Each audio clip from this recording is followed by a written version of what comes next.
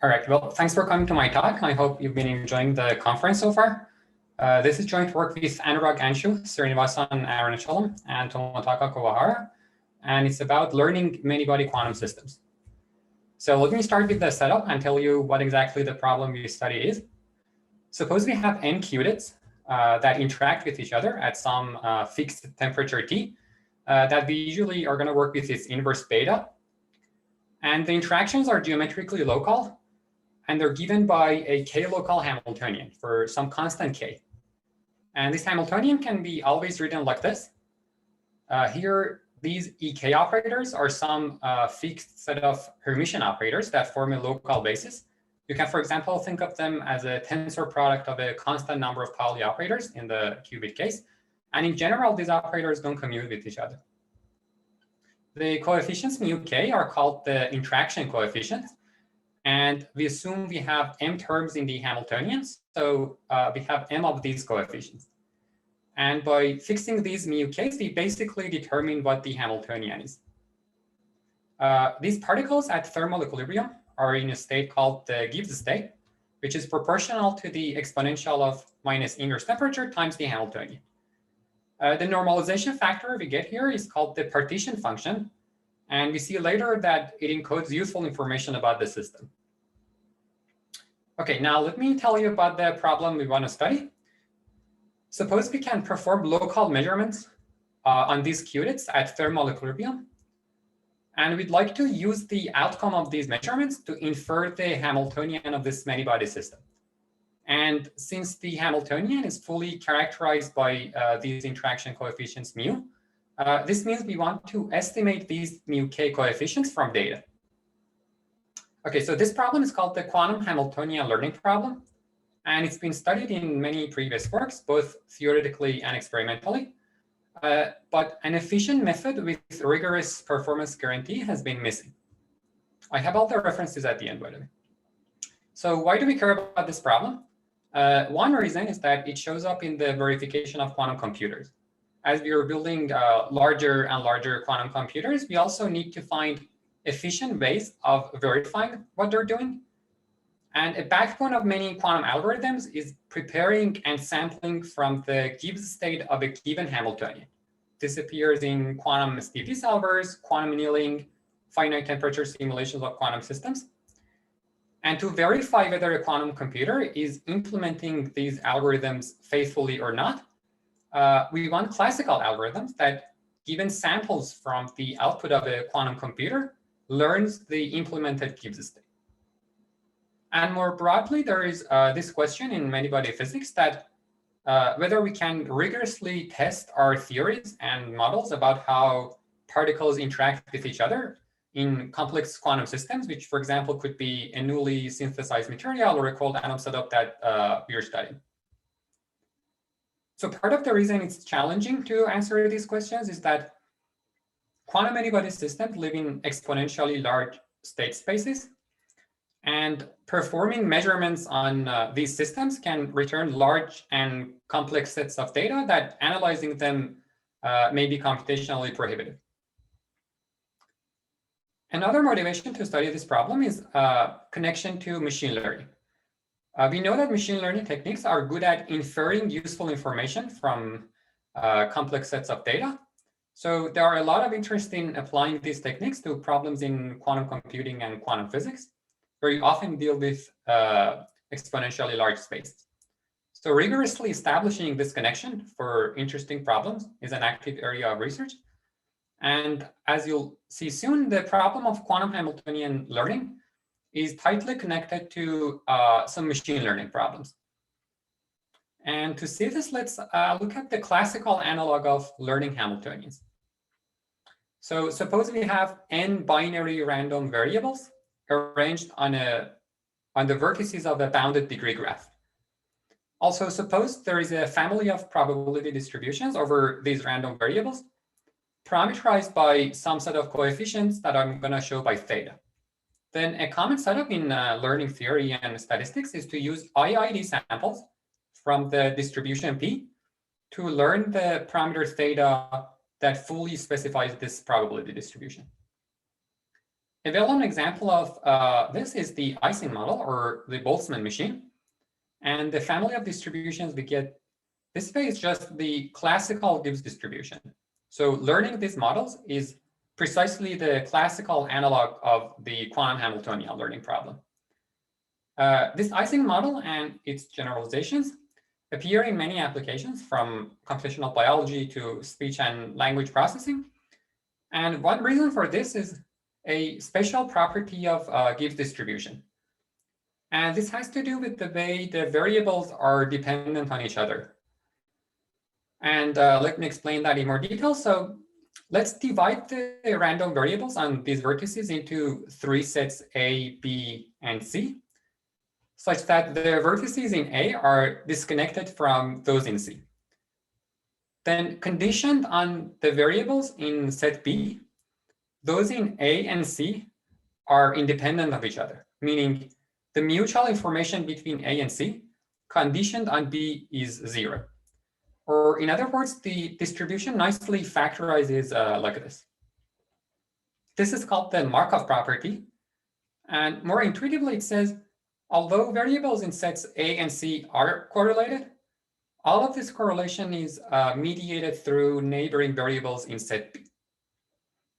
And this allows us to encode interesting causal relations between random variables. And this appears in many practical applications.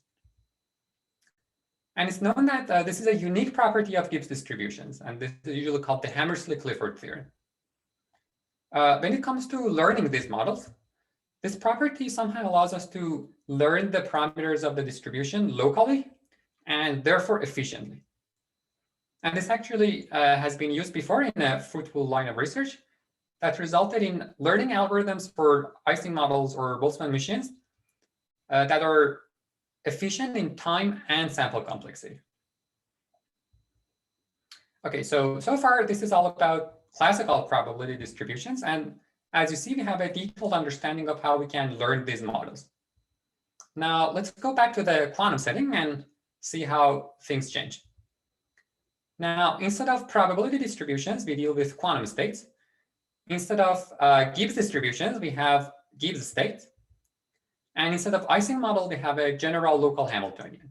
And remember that the problem we are interested in is to perform some measurements on the Gibbs state and learn the Hamiltonian. So these all look very similar to the classical setup in the previous slides, but there are also crucial differences. For example, in sharp contrast to classical Gibbs distributions, it's known that Markov property is violated in its exact form for quantum systems. So here, instead of classical conditional mutual information, we are using its quantum version. It's conjectured that an approximate version of this might hold, and this is shown for 1D or at high temperatures. But in general, this is open. And for reasons that I can explain later, it's not even quite clear how we can use this quantum version of the Markov property for learning applications. So this complicates the plan of taking classical machine learning techniques and carry them over to the quantum case directly. And raises this question: can we obtain unconditional algorithms for learning quantum Hamiltonians? Our main result is obtaining such a learning algorithm with provably efficient sample complexity. We show that order n cubed over epsilon squared IID copies of the Gibbs state suffices for learning the interaction coefficients mu1 through mu(n) with an error of epsilon measured in the L2 distance.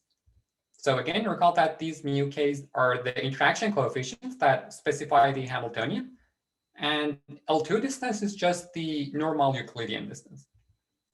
For geometrically local Hamiltonians, m, the number of interactions, is proportional to the number of particles. And so this sample complexity is just polynomial in the number of particles. There is also a constant factor in the sample complexity depending on beta, the inverse temperature, that blows up if we go to very high or low temperatures. And this is probably intuitively expected because at very high temperatures, no matter what Hamiltonian we have, the Gibbs state becomes the maximally mixed state. And at very low temperatures, we approach the ground state, which again could be the same state for different Hamiltonians. We also show a lower bound of square root m over epsilon for the required number of samples. And this is by a reduction to quantum state discrimination problem. So this shows that our result is polynomially tight. All right, but how do we prove this? So our proof has many ingredients, which I now introduce one by one. The first ingredient is the concept of sufficient statistics. So sufficient statistics is a function of the input data that contains all the information about the unknown parameters. So for example, for Gaussian distributions, the sample mean and variance of the data are sufficient statistics for learning the distribution. We can actually generalize this notion to the quantum setting. Now we have access to identical copies of the quantum Gibbs state. And it turns out there are certain measurements that we can perform on these copies whose outcomes contain all the relevant information for learning the Gibbs state or its Hamiltonian. And remember that as before, the Hamiltonian is decomposed in terms of these local operators Ek. And it turns out that the measurements we need to perform to get sufficient statistics are just these operators Ek. In other words, these local expectations, small ek, uniquely determine the Gibbs state. So again, you can think of these operators ek as a tensor product of a few Pauli operators. And these local expectations are just the thermal averages of these operators. This is a well-known result due to James. And it also has been used before by Kim and Swingle and Brandau et al. Before in quantum setting. So assuming we have these local expectations Ek, there is a natural algorithm for obtaining the Gibbs state. And this is called the maximum entropy optimization. So the idea is that among all the quantum states whose local expectations match the given values Ek, we choose the one that has the maximum von Neumann entropy. It can be shown that the output state of this optimization, which actually is convex, is precisely the Gibbs state that we are looking for. And as I'll show you soon, the interaction coefficients mu can also be obtained this way. So this is all nice and sounds like we're almost done with the Hamiltonian learning, but there's actually a big issue left. The issue with this solution is that since we only have some finite number of copies of the Gibbs state, the local expectations Ek are not known exactly. And we only have their empirical values that I'll show by E hat sub k. And this involves some statistical errors. And the important problem then is to show that this approach is robust to such statistical errors. And this turns out to be a big challenge. So it's easier to analyze this robustness if we instead look at the dual of this optimization. This might look a bit complicated, so let me parse it. Instead of a maximization, now we have a minimization. And the variables lambda are the Lagrange multipliers. And the objective function is a sum of the log of the partition function, aka the free energy, plus a linear term involving the local expectation. So one nice thing about the dual program is that as long as we have the exact values of the local expectations Ek, the output of this dual is exactly the interaction coefficients mu k that we are looking for. But again, the question is, what happens when we use the empirical values E hat? So this dual optimization might look a bit hard to think about. And instead, I'll consider a toy version of it that still captures the essence of the problem. So here's the toy model. Instead of the log-partition function, we have a simple quadratic function now. And we also have a linear part like the original dual, where the parameter b is determined from data.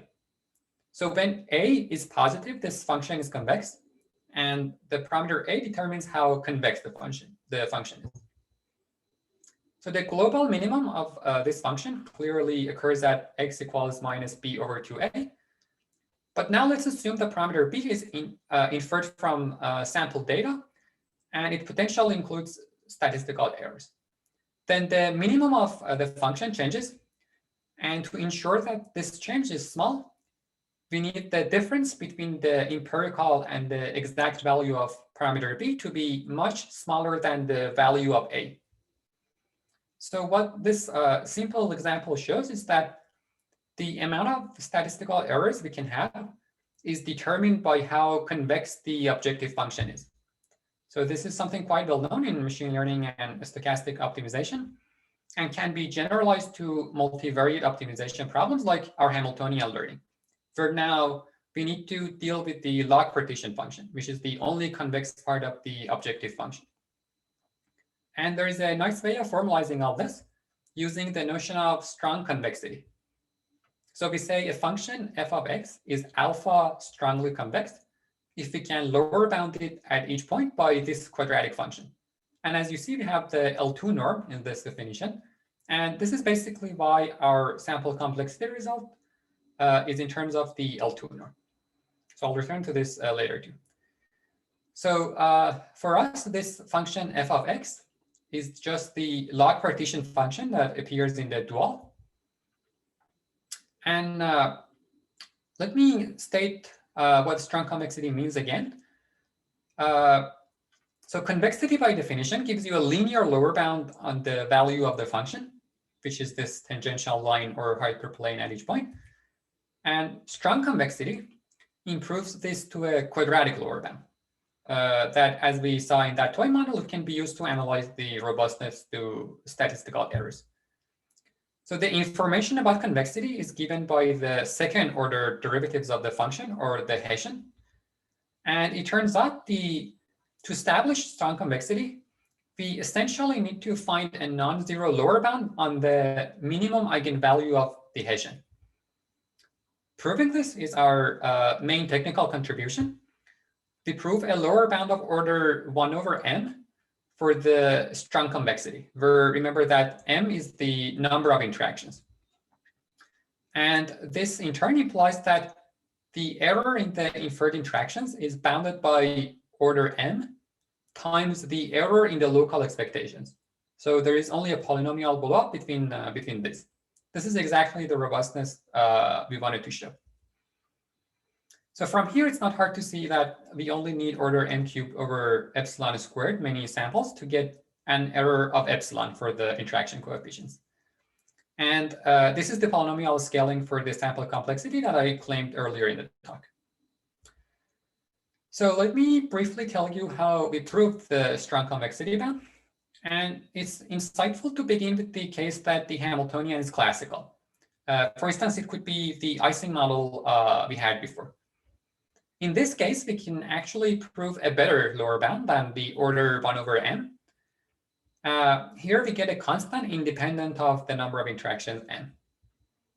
So proving this is equivalent to proving that for all vectors v, this inequality holds. And it follows from the definition of the log-partition function that the entries of its Hessian are just equal to the covariance of the local operators we had. So then the overall sum is just the variance of an operator that looks like the Hamiltonian, but with interaction coefficients given by the vector v. Now let's look at the graph corresponding to this Hamiltonian. And let's divide the vertices into two sets A and B, such that the vertices in set A are mutually disconnected. And the size of A is a constant fraction of the total number of vertices. So here, the green vertices are in set A and the yellow ones in B. Because of the concavity of the variance, if we condition on the values of these vertices in set B, the expected variance lower bounds the original value. And because the remaining vertices are all in set A and they are independent of each other, the variance decomposes into a sum of the individual variances. Each of these variances are acting on a local region, and they're just a constant times vk squared. So overall, we get the claimed strong convexity bound. Yeah. So as you see, there are two main steps in this proof. One is to write the Hessian in terms of a nice variance form. And one is to decompose the global variance as a sum of local conditional variances. These steps rely on the operators EK commuting with each other. And in the second step, we basically use the conditional independence or the Markov property. And as I explained earlier, in the quantum case, neither of these facts hold anymore. So we introduce several ideas to get around these issues and to prove the strong convexity for quantum systems. One is that we show, although the sum of the second order derivatives has a very complicated expression and can't be exactly written as a variance of local operators, we can still lower bound it by a variance of quasi-local operators. So quasi-local here means the operator is not exactly supported on a few vertices, but its support has an exponentially decaying tail. Our next step is to bound this variance by the variance of a single local term. So we actually don't get the variance of one of the E tilde terms, but roughly speaking, we get the variance of some other quasi-local operator to some constant power. So this operator W tilde K is related to the previous operators in a complicated way, but the point is that this term is still almost like a local variance. And therefore, we can lower bound it by a constant. And then by using a factor of 1 over n, we can relate this to the L2 norm of the initial vector. So compared to the classical case, where we lower bounded the variance by sum of order m many local terms, here we are lower bounding it by a single local term. And therefore, we get a weaker bound of order 1 over m instead of a constant. So to prove this, we use techniques from many-body physics like Lieb-Robinson bounds or quantum belief propagation due to Hastings, and other properties of the spectrum of local Hamiltonians due to Anurag, Kuwahara, and Landau. Okay, so in summary, we show a polynomial upper and lower bound on the sample complexity of learning quantum Hamiltonians. And the last thing I want to mention is that although this maximum entropy optimization and this concept of sufficient statistics allow you to analyze the sample complexity, there is a downside to them. The running time of the learning algorithms won't be efficient. And this also happens classically. And in the worst case, solving the max entropy optimization is NP hard because you basically need to compute the partition function. There are various heuristic solutions that approximate the quantum partition function, but there are also rigorous algorithms with polynomial running time if we assume that temperature of the system is above some threshold. So there are some recent results, including a joint work I've had with Aram Harrow and Saeed Mehraban. And there are also other works by Kuwahara et al. And Mann et al. So this is a conditional result, but classically, as I said earlier, people have recently developed techniques that yield unconditional polynomial time algorithms for learning classical Hamiltonians. And to do this, they go beyond this sufficient statistics method and use higher moments of samples. So let me tell you more about that and our other open questions. So first off, closing the gap between our lower and upper bound would be interesting. And as I said, our sample complexity result is in terms of the L2 distance. But classically, people can get algorithms for another distance, which is the L infinity distance. So when you switch to L infinity, we are asking each of the interaction coefficients mu k to be measured within an error of epsilon. So if epsilon is inverse polynomial, then we get polynomial sample complexity with L infinity 2, like our L2 norm result. But we can also only ask for a constant error for each term and get a substantial reduction in sample complexity from polynomial to polylogarithmic. And the running time of these algorithms is also polynomial. So they're quite strong. So extending these results to quantum is an important problem that we leave open. And part of the challenge is that, as I said earlier, these classical algorithms use the information in the higher moments of data. And that means they perform more sophisticated measurements that are hard to carry over and analyze quantumly. And finally, it would be nice to run our techniques experimentally and see them in action. Okay, so with that, these are the references. You can, I'll upload the slides later. And thank you for your attention. Okay, thank you for the talk. So there are a few questions. One of your co-authors, Anurag, Anshu, already settled some of them. So probably I will read just the question Cedric Lin asked. If we use your quantum algorithm to learn a classical Ising model, how does the sample complexity compare to the best known classical algorithm? So if you are interested in the L2 norm, then I think we lose a factor of order n. So the best sample complexity result would be just an order n better than ours. But as I mentioned, if you switch to L infinity, then classically you can get poly-like sample complexity for constant error. With our framework, you can get such results. So even if you want constant error approximation for each mu, you still get polynomial. Okay. So we have time at least for one more question.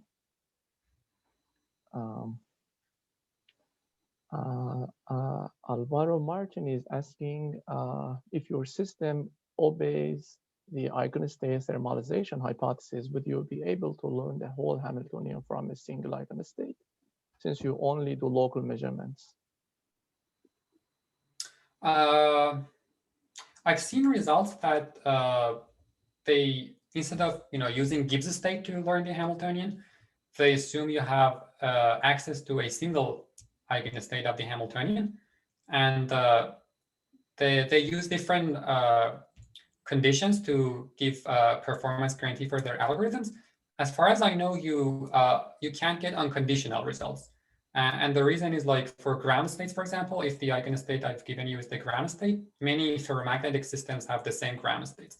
But I don't know specifically if ETH would yield algorithms. Okay, thank you. So maybe we take one more question from Barbara Terhal. She's asking what your better results in the Hamiltonian is guaranteed to be geometrically local, like 2D lattice. Oh, so our Hamiltonian is geometrically local. I'm assuming that everything is on a lattice, or like particles only interact with the other particles that are spatially close to them. Maybe if so our results are for general lattices, like high dimensional lattices, but maybe if you restrict it to 2D, then we can taper off some of our factors and get better bounds. Okay, thanks. Let's see if there are more questions. So one more. Are there any useful restricted cases where the problem might be efficiently solvable?